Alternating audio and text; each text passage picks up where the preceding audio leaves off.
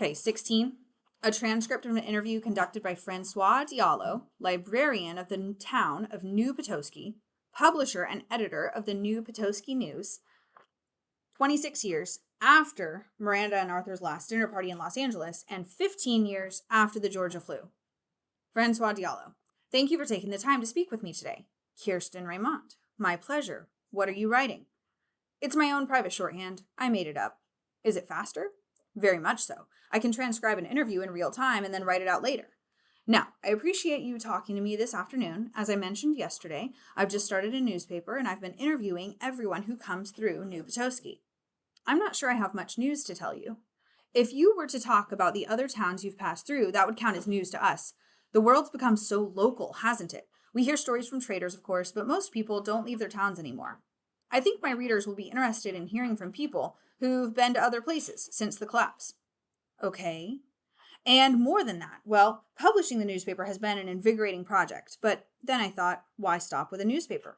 Why not create an oral history of this time we live in, and an oral history of the collapse? With your permission, I'll publish excerpts from this interview in the next edition, and I'll keep the entirety of the interview for my archives. That's fine. It's an interesting project. I know you're supposed to be interviewing me, but could I ask you a question first? Of course. You've been a librarian for a long time, since year 4. Those comics I showed you just now, with the space station, have you ever seen them before or others in the series? Never, no. They're not part of any comic book series I've ever come across. You said someone gave them to you as a gift? Arthur Leander gave them to me. The actor I told you about? Okay, 17. A year before the Georgia flu, Arthur and Clark met for dinner in London.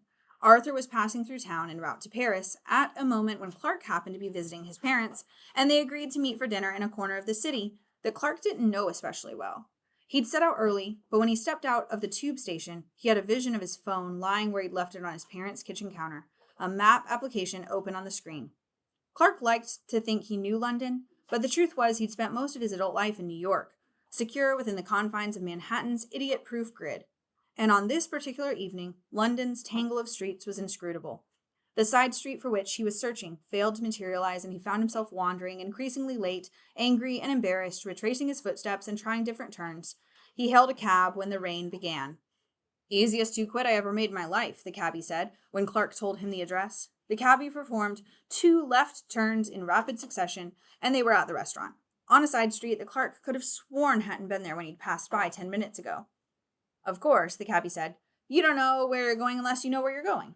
And when Clark went in, Arthur was waiting, caught under a beam of track lighting in the booth at the back. There had been a time when Arthur would never have faced the dining room of a restaurant. Long periods when the only way to eat a meal in peace was to sit with his back to the room and hope no one would recognize his hunched shoulders and expensive haircut from behind. But now, Clark realized, Arthur wanted to be seen. Dr. Thompson, Arthur said. Mr. Leander. The disorientation of meeting one's sagging contemporaries, memories of a younger life crashing into the reality of jowls, under-eye pouches, unexpected lines, and then the terrible realization that one probably looks just as old as they do. Do you remember when we were young and gorgeous? Clark wanted to ask. Do you remember when everything seemed limitless? Do you remember when it seemed impossible that you'd get famous and I'd get a PhD? But instead of saying any of this, he wished his friend a happy birthday. You remembered. Of course, Clark said. There's one thing I like about birthdays. They stay in one place. Same spot on the calendar, year in, year out. But the years keep going faster, have you noticed? They settled into the business of ordering drinks and appetizers, and all Clark could think of as they talked was whether or not Arthur had noticed that a couple at a nearby table was looking at him and whispering. If Arthur had noticed, he seemed supremely unconcerned. But the attention put Clark on edge. You're going to Paris tomorrow, Clark asked somewhere between the first martini and the appetizers. Visiting my son. Elizabeth's vacationing there with him this week. It's been just a bitch of a year, Clark. I know, Clark said. I'm sorry. Arthur's third wife had recently served him with divorce papers, and her predecessor had taken their son to Jerusalem. Why Israel? Arthur said miserably.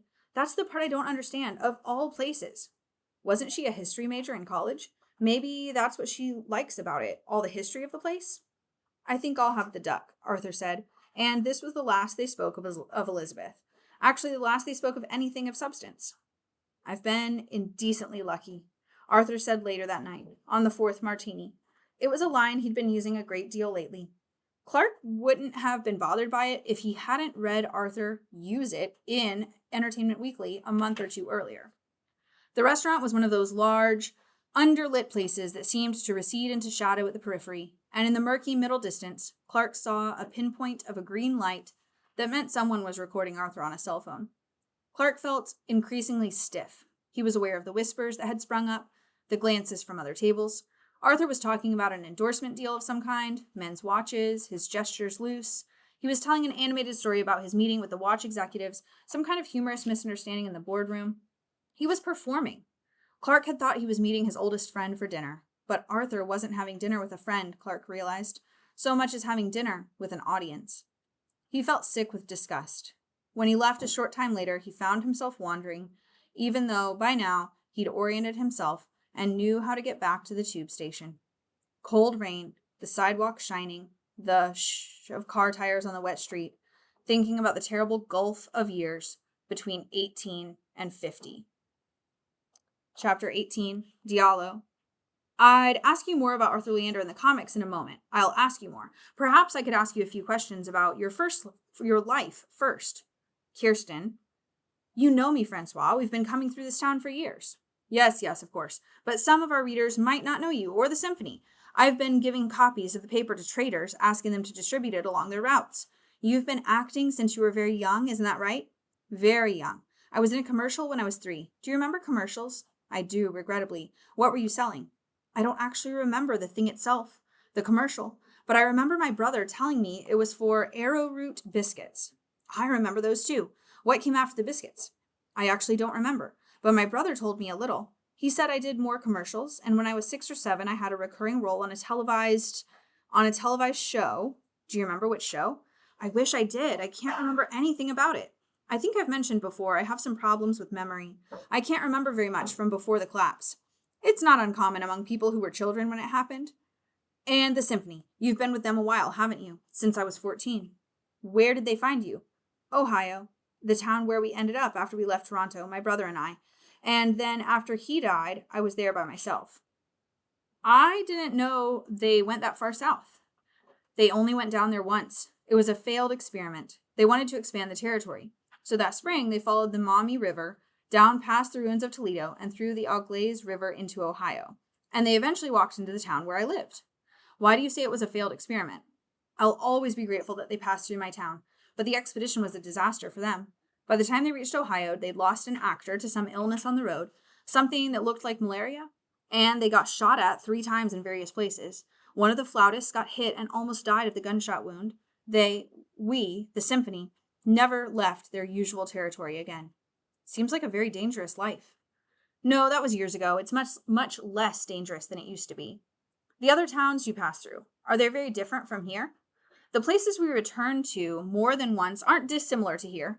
Some places you pass through once and never return, because you can tell everything's very wrong.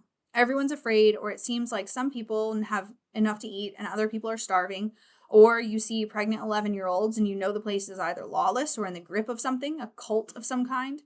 There are towns that are perfectly reasonable, logical systems of governance and such, and then you pass through 2 years later, and they've slid into disarray. All towns have their own traditions. There are towns like this one, where you're interested in the past, you've got a library.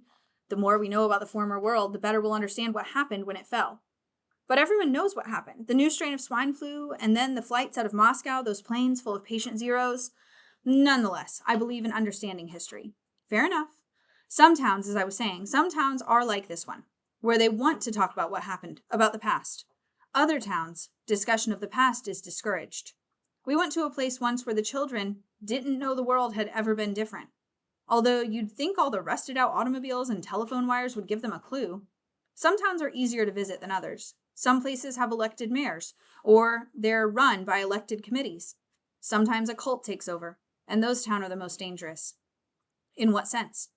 In the sense that they're unpredictable. You can't argue with them because they live by an entirely different logic. You come to a town where everyone's dressed all in white, for example. I'm thinking of a town we visited once just outside our usual territory, north of Kincardine, and then they tell you that they were saved from the Georgia flu and survived the collapse because they're superior people and free from sin. And what can you say to that? It isn't logical. You can't argue with that. You just remember your own lost family and either want to cry or harbor murderous thoughts.